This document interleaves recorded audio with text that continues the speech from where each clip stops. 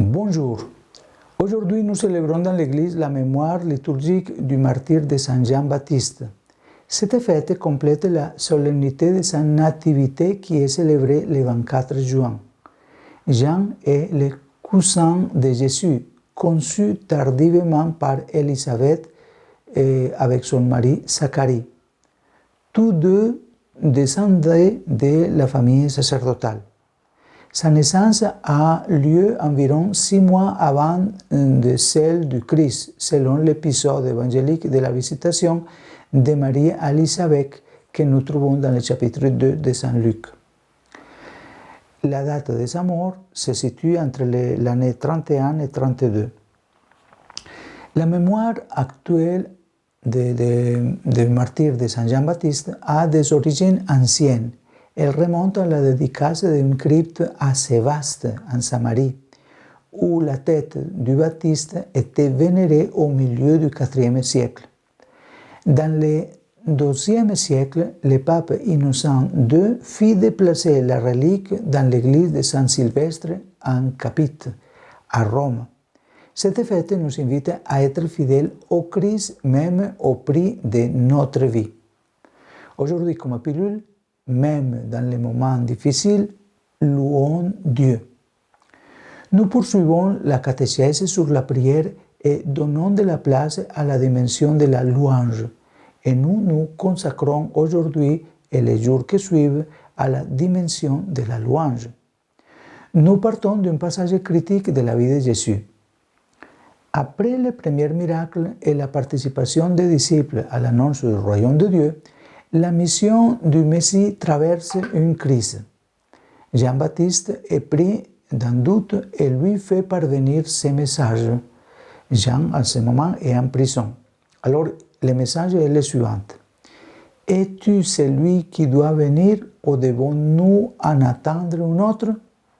Ça, on le trouve dans le chapitre 11 de Matthieu, verset 3.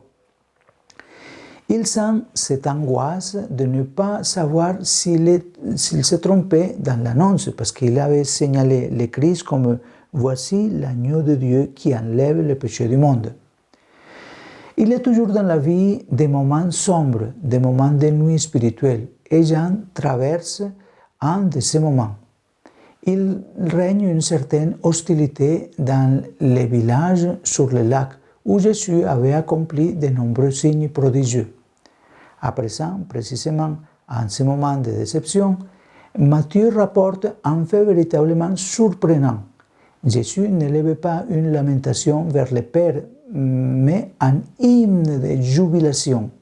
« Je te bénis, Père Seigneur du ciel et de la terre, d'avoir caché cela aux sages et intelligents et de l'avoir révélé à tous ces petits. » Donc, c'est comme ça que se manifeste le Christ.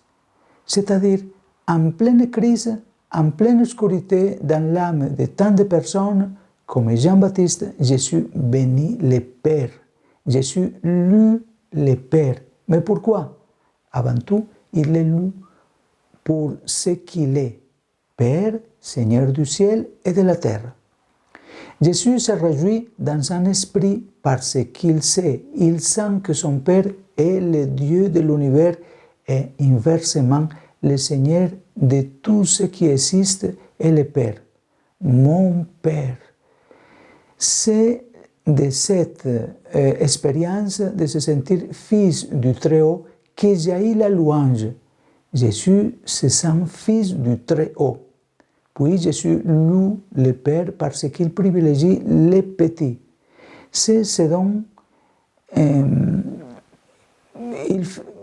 de ce dont il fait même l'expérience. En prêchant dans les villages, les sages et les intelligents sont suspicieux et fermés, et font des calculs, tandis que les petits, souvent, s'ouvrent et accueillent les messages. Cela ne peut qu'être la volonté du Père, et Jésus s'en réjouit. Nous aussi, nous devons nous réjouir et louer Dieu parce que les personnes humbles et simples accueillent l'Évangile. Ne soyons jamais prétentieux, soyons humbles. Et dans cette simplicité, louons Dieu pour tout quand il nous permet de vivre, même pour les différentes difficultés qui, d'une certaine manière, nous font grandir, même si, pour le moment, elles nous font souffrir. Même si nous regardons bien jusqu'à la mort, c'est une bonne chose car elle nous ouvre les portes pour aller à la rencontre définitive avec Dieu. Aujourd'hui, en cette fête de l'entrée au ciel de Saint Jean-Baptiste, invoquons-le avec foi, en lui demandant son aide pour que nous soyons fidèles au Christ Jésus et que dans cette fidélité, nous puissions avancer dans la mission que chacun a, que ce soit dans notre famille, dans la communauté, au travail, etc. Que Saint Jean-Baptiste obtienne pour nous tous de nombreuses bénédictions. Et que Dieu vous bénisse, le Père, le Fils et le Saint-Esprit. Amen.